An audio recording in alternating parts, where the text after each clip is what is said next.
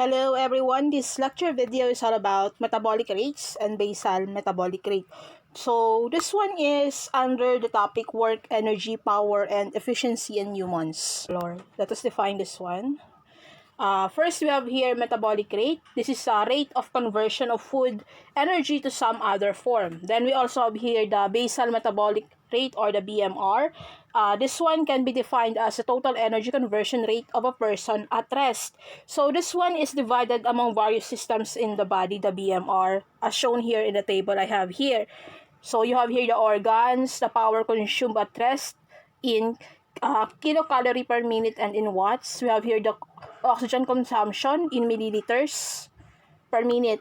And then we have here the percent of BMR or the basal metabolic rate. So this one shows here the distribution of metabolic rate in every organ here.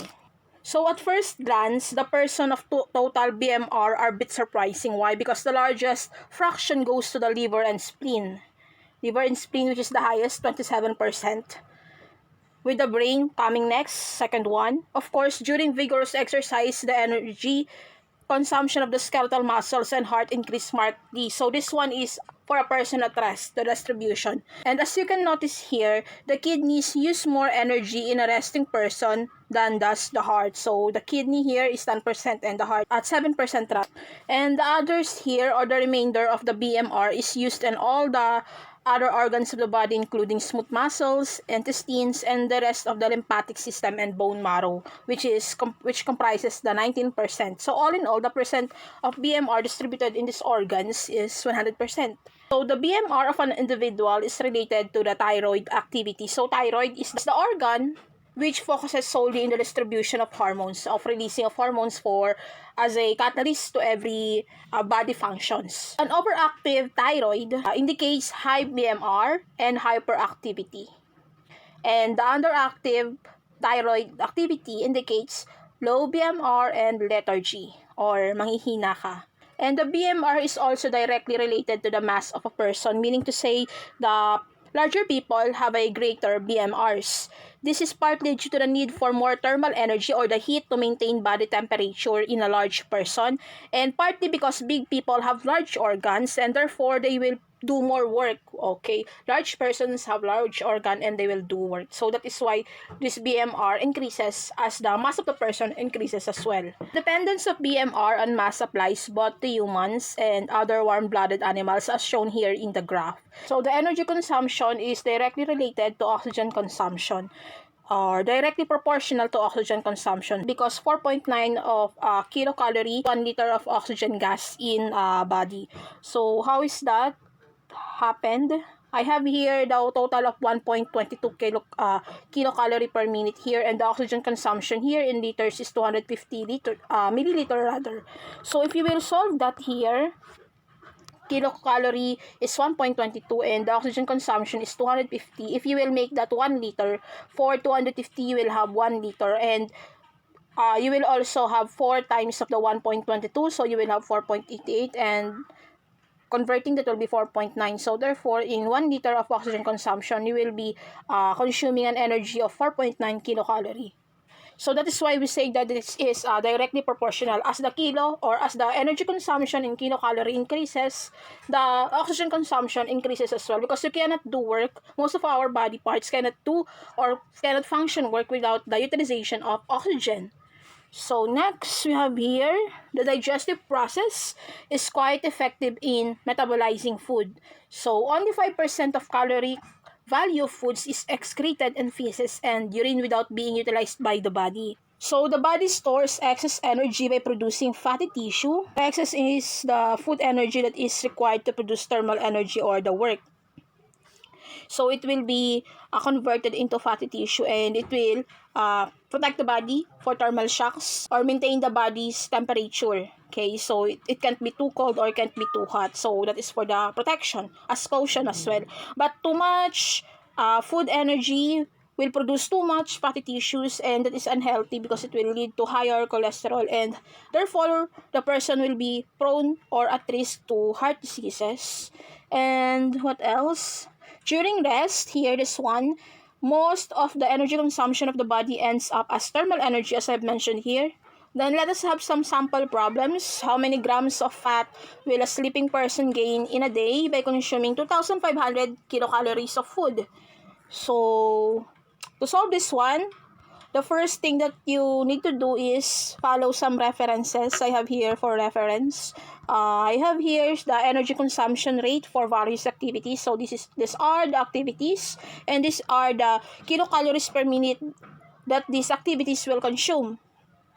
So this is based on the research conducted by scientists on the Wiley Interscience, New York. We also have here the caloric content of common foods and fuels. So if you consume on average carbohydrate, this is the caloric content, the kilocalories per gram.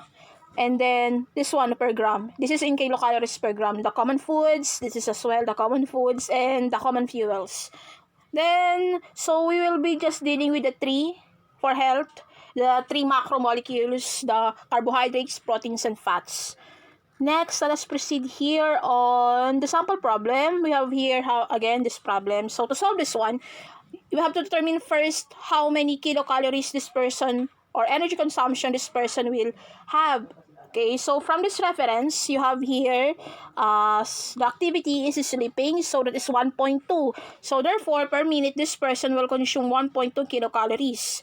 So, that is how this value obtained, 1.22. This one is 1.22. Since you are being asked to calculate the value for a day, I have here for a day, so you cannot automatically convert that into a day unit, so you have to first convert that into an hour unit. So the first thing that we need to do is to do dimensional analysis or cancellation of units. So you have here kilocalories per minute and you want to determine the kilocalories per day. So you have to convert the minutes into hours and the hours into a day. We have 60 minutes per hour and 24 hours per day. So we can cancel out the units here. So numerator to denominator of the opposing value. We have here cancel the minute unit, cancel the hour unit, and cancel. Okay, that's all. So you can multiply this now. You have here 1.22 times 60 times 24. You will have 1,757. Then the kilocalories at the numerator and the day at the denominator. So therefore, this is 1,757 kilocalories per day. And we need to subtract this 1,757 kilocalorie on the given kilocalories that has been consumed by the person, which is 2,500 kilocalories from this one. This is the consumed kilocalorie. So, subtracting that, 2,500 kilocalorie minus 1,757 kilocalorie, that will be 743 kilocalories here. And then, we can now determine the mass gained by the person. So, you have to determine the grams, and grams is the unit for mass. So, in terms of fat, the first thing that we need to do is 743 kilocalories. So, we have to determine the fat per gram. So, based on the given reference here, in the energy consumption of foods, where is that? This one, the average fat is 9.3 kilocalories per gram, since this one is in grams, kilocalories per gram. So that is for fat. Okay, so you have to arrange that in such a way you will be able to eliminate the units. So instead of putting the kilocalorie at the numerator, you will put the kilocalorie here at the denominator. So you could cancel the unit. This is the numerator and this is the denominator.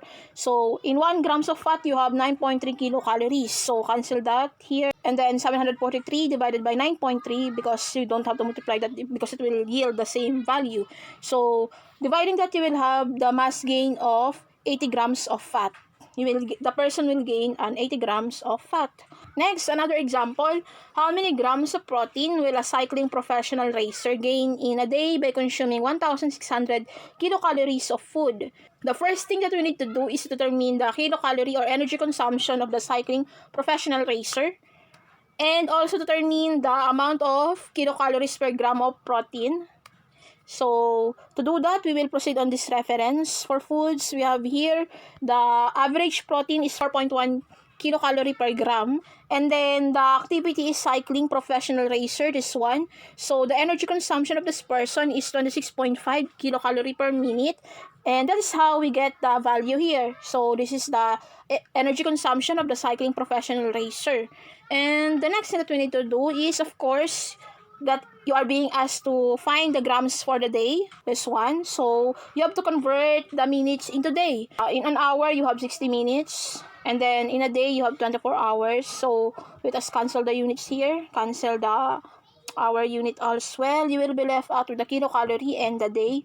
So multiplying 26.5 times 60 times 24, that will be 38,160 kilocalories per day. And the next thing that we need to do is subtract this value onto the given calorie consumption of the person that day. So that is 1,600 kilocalorie from this data. This one. And then minus this value, 38,160. So that will be negative 36,560 kilocalorie.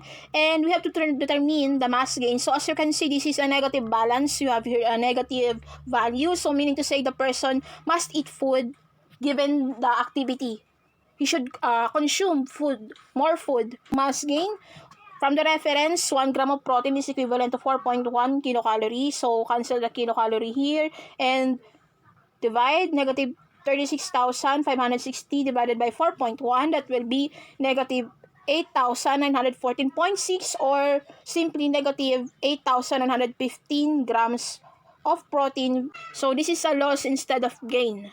Okay, so that person here must eat more food because of the intense activity that he is doing. So what else? So that is all for this video of metabolic rates and basal metabolic rates under the work, energy, power, and efficiency of humans.